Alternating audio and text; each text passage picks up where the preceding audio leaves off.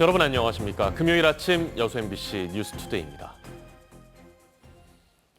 6일 지방선거 공식 선거운동이 시작되면서 전남의 각 지자체장과 광역 기초의원 후보들도 본격적인 민심 잡기에 들어갔습니다.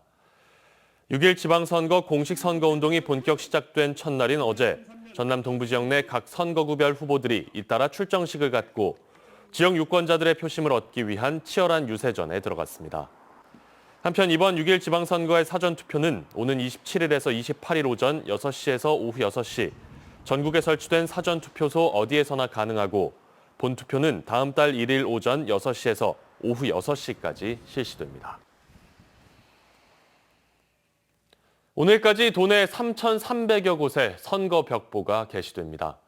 벽보에는 후보자의 사진과 기호, 소속 정당 등이 표시되고 이를 훼손하거나 무단으로 철거하는 경우에는 2년 이하의 징역 또는 400만 원 이하의 벌금에 처해집니다. 한편 후보의 재산과 병역, 납세와 전과 이력 등이 게재된 책자형 선거 공보는 오는 22일까지 각 가정에 발송될 예정입니다. 6일 지방선거를 앞두고 저희 여수 MBC가 실시한 여론조사 결과 전남지사 선거는 더불어민주당 김영록 후보가 우세입니다. 전남 교육감 선거는 김대중, 장서궁 후보가 초박빙 경합 양상입니다. 김주희 기자가 보도합니다. 더불어민주당 김영록, 국민의힘 이정현, 진보당 민정기 등 모두 3명의 후보가 출사표를 던진 전남지사 선거죠. 전남지사 후보 3명에 대한 지지도를 물었습니다. 더불어민주당 김영록 후보 62.9%, 국민의힘 이정현 후보 11.6%, 진보당 민정기 후보 1.9%의 지지율을 보였습니다. 지지하는 후보가 없거나 모름, 무응답도 23.6%였습니다.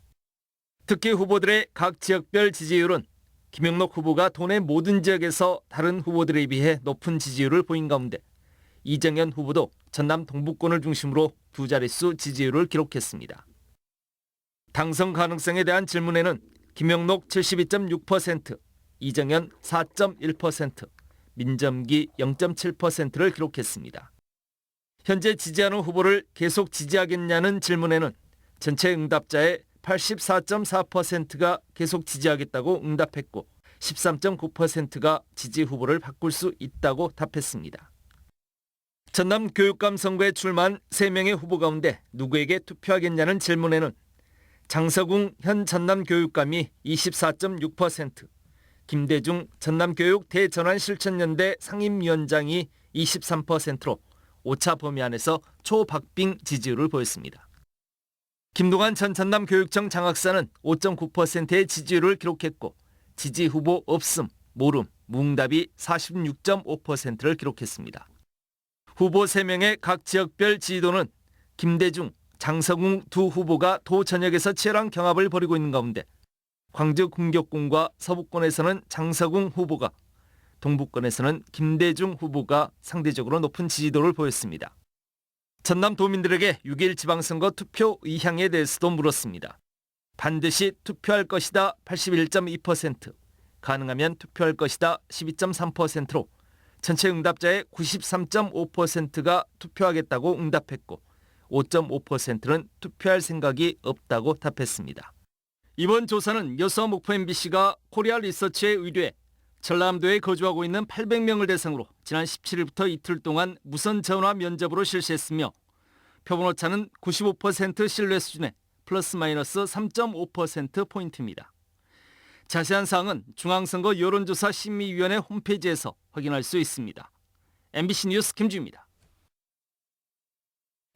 이번 지방선거를 앞두고 실시된 민주당 공천 과정 잡음이 심했었죠. 그래서 경선이 과연 공정했다고 보느냐 이런 질문도 해봤는데요.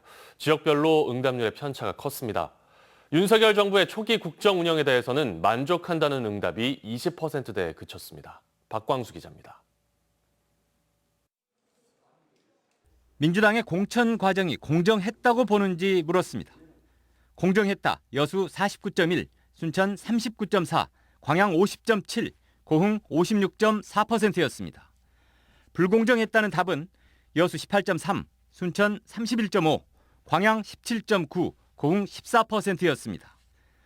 순천 지역이 공정했다는 응답률은 가장 낮았고 불공정했다는 여론은 다른 지역의 2배 수준이었습니다. 경선에 대한 반감이 가장 컸다는 해석이 가능합니다. 더불어민주당의 지지도는 여수 65.8, 순천 64.4, 광양 67.4, 고흥 73.8%였습니다. 전국 평균에 비해 높은 수치를 보였지만 국민의힘도 여수 10.6, 순천 10.3, 광양 12%, 고흥 5.7%로 고흥을 제외하고는 두 자릿수를 기록했습니다.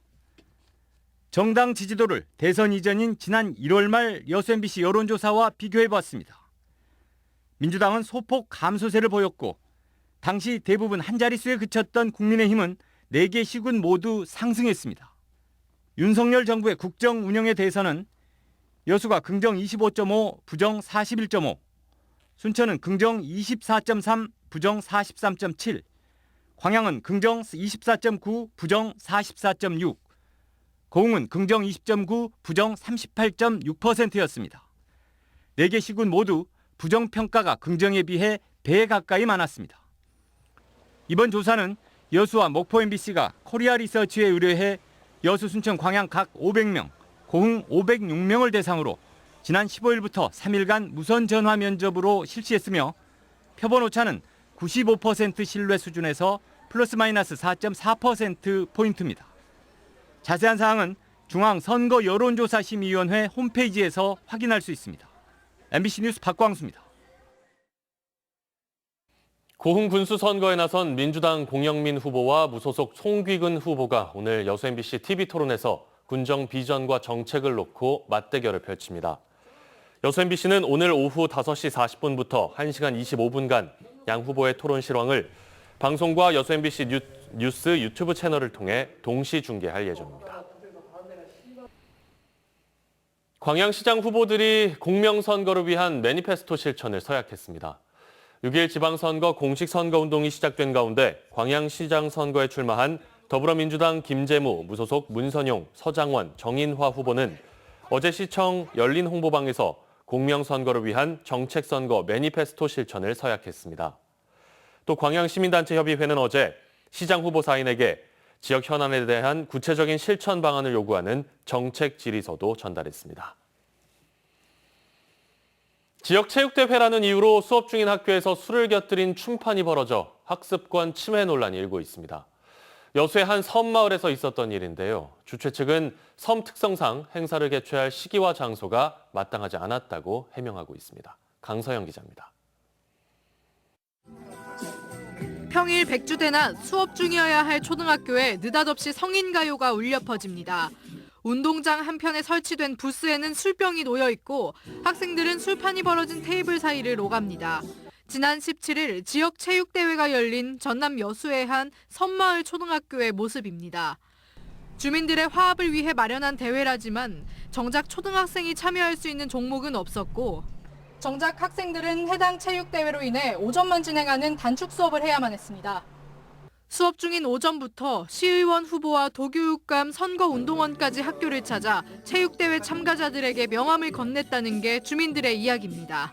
그래서 뭐 음식 깔아놓고 밴드 준비해놓고 후보라는 사람들 와가지고 입구에서 막 인사 다니고 막 애들 보는 앞에서 술 먹고 춤추고 그게 뭐하는 짓들입니까 그게. 대회 주최 측인 지역체육회는 섬마을 특성상 행사는 평일에 개최할 수밖에 없다고 설명했습니다. 주말엔 관공서 직원 등 거주자들이 배를 타고 육지로 나가버린다는 겁니다. 여기 이제 근무하시는 분들도 많고 이제 우리가 여수를 출타를 많이 합니다. 휴일 같은 경우에는 그때 저희들은 이때 평일로 날을 잡아가지고 저희들이 행사를 했거든요. 학교 측은 인프라가 부족한 섬 지역에서 코로나19 이후 간만에 열린 지역 행사에 협조하진 않을 수는 없었다는 입장입니다. 학교에서 그런 행사를 하고 먹고 마시고 놀았다는 것 자체가 나는 이 지역력 것은 그게 어쩔 수 없어요. 그거는 다른 장소가 없어. 여수교육지원청은 섬마을 학생들의 학습권이 침해됐다는 지적엔 공감한다고 밝혔습니다. 하지만 체육대회 협조와 단축 수업은 학교장의 재량이라 제한할 수는 없다는 원칙이라 섬마을 학생들이 지역사회와 어우러지면서도 수업을 방해받지 않을 방안을 고민해봐야 한다는 지적이 제기되고 있습니다. MBC 뉴스 강서영입니다. 지난달부터 시작된 찾아가는 여순 사건 피해 신고에 전남 동부권에서 180여 건이 접수됐습니다. 전라남도에 따르면 지난달 6일부터 전남 동부권 6개 시군을 대상으로 여순 사건 피해가 많았지만 교통이 불편해 신고가 어려운 지역을 돌며 피해 상담을 실시한 결과 현재까지 186건의 피해 신고가 접수됐습니다. 여순 사건 특별법에 따라 피해 신고는 내년 1월 20일까지지만 사건 발생 70년이 넘어 생존 피해자가 적고 유족들도 고령이어서 피해 신고 접수는 저조한 것으로 나타났습니다. 코로나 확산으로 중단됐던 순천 아랫장 야시장이 다시 문을 엽니다.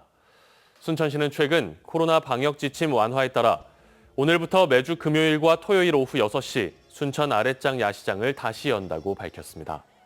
순천 아랫장 야시장은 지난 2015년 문화관광형 시장 사업으로 개장한 뒤 매년 15만 명 이상이 방문해 체류형 관광 상품으로 인기를 끌고 있습니다. 5.18 민주화운동 이후 42년이 흘렀지만 산자들의 고통은 계속되고 있습니다. 국가폭력으로 인한 정신적 피해가 제대로 치유되기 어렵다 보니 스스로 생을 마감하는 이들이 여전히 많은 상황입니다. 임지은 기자가 취재했습니다. 1980년 5월 27일 전남도청 진압작전에 참여했다 계엄군에 체포돼 모진 고문을 당했던 나일성 씨. 바늘로 손톱 밑을 찔리고 몽둥이로 구타당한 아픈 기억은 눈을 감으면 더 선명해집니다. 나 씨에게 5.18 민주화운동은 42년째 이어지고 있어 진통제와 수면제 없인 잠을 이루기 힘듭니다. 이 약이 수면제 내 한 개 몸에 한 개치가 들어있는데 이걸 먹지 않으면 잠을 못 자요. 나를 새버리겠네. 나 씨처럼 5월에 트라우마를 겪고 있는 피해자들의 상처는 시간이 흘러도 아물지 않았습니다. 지난해 전두환이 숨진 날 극단적 선택을 했던 고 이광영 씨도 평생 정신적 고통에 시달렸습니다. 5.18 민중항쟁 때 부상을 입어 숨진 피해자 10명 중 1명은 스스로 생을 마감하고 있는데 이는 일반 자살률보다 500배가 넘는 수치입니다. 시민군의 무기를 건넸다는 이유로 계엄군에 짓밟힌 이성전 씨는 광주 트라우마 센터에서 치료를 이어가고 있지만 상처는 회복되지 않습니다. 정신적 치료도 해야 하고 또 나같이 이런 트라우마가 많아가지고 우울증도 심한 사람도 있을 것이고 솔직히 말해서 또 생활이 어려우니까. 보다 많은 예산을 투입할 수 있는 국가 차원의 트라우마 치유센터 건립이 국회 본회의를 통과해 올해 하반기에 첫 삽을 뜰 예정이지만 2년 뒤 정식 개관을 앞두고 있어 맞춤형 치유 프로그램 개발이 절실한 국가폭력 피해자들에겐 한시가 급한 상황입니다. 트라우마에 대한 컨트롤 타워 역할을 할 수 있기 때문에 좀 속도를 내서 저희들 마음은 좀 급하죠. 5.18로 인한 정신적 손해에 대해 소송을 제기할 수 있는 길은 열렸지만 살아남은 피해자들의 고통은 42년째 진행형입니다. MBC 뉴스 임지은입니다. 제61회 전남체전 성화가 어제 순천만 국가정원에서 채화됐습니다.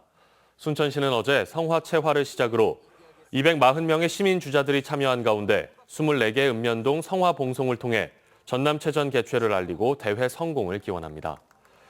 제61회 전라남도체전은 오늘부터 순천 팔마 종합운동장에서 나흘간 열립니다. 고흥군 수협이 녹동항에 3,000제곱미터 규모의 청정 위판장을 신축하고 어제 준공식과 함께 가동에 들어갔습니다. 국비와 지방비 등 모두 67억 원이 투자된 녹동항 위판장은 개방형 구조인 기존 위판장과 달리 외부 오염을 차단하고 신선 온도를 유지할 수 있도록 밀폐형 최신 구조로 설계됐습니다. 전남에서 중증 열성혈소판 감소 증후군 환자가 올해 처음 발생했습니다. 전라남도에 따르면 순천에 사는 70대 여성이 지난 13일 미열과 오한 등의 증세로 입원해 치료를 받던 중 중증 열성혈소판 감소 증후군 양성 판정을 받았습니다. 이 여성은 최근 집 앞 텃밭에서 농작업을 하다가 진드기에 물린 것으로 추정되고 있습니다. 여수시가 지난 2017년부터 치매 안심마을을 지정해 다양한 치매 예방 서비스를 제공하고 있습니다. 여수시는 2017년 소라면 덕양리를 시작으로 매년 한 개 마을을 치매 안심마을로 지정하고 있으며 올해는 문수동을 6번째 마을로 지정하고 어제 현판식과 함께 37명의 운영위원 위촉식을 가졌습니다. 치매 안심마을은 치매 환자와 가족들의 안전한 일상생활을 위해 치매 친화적 환경을 조성하는 사업으로 주민들에게 다양한 치매 예방 서비스가 제공됩니다. 광양시의 올해 법인 지방소득세 수입이 역대 최고치를 기록했습니다.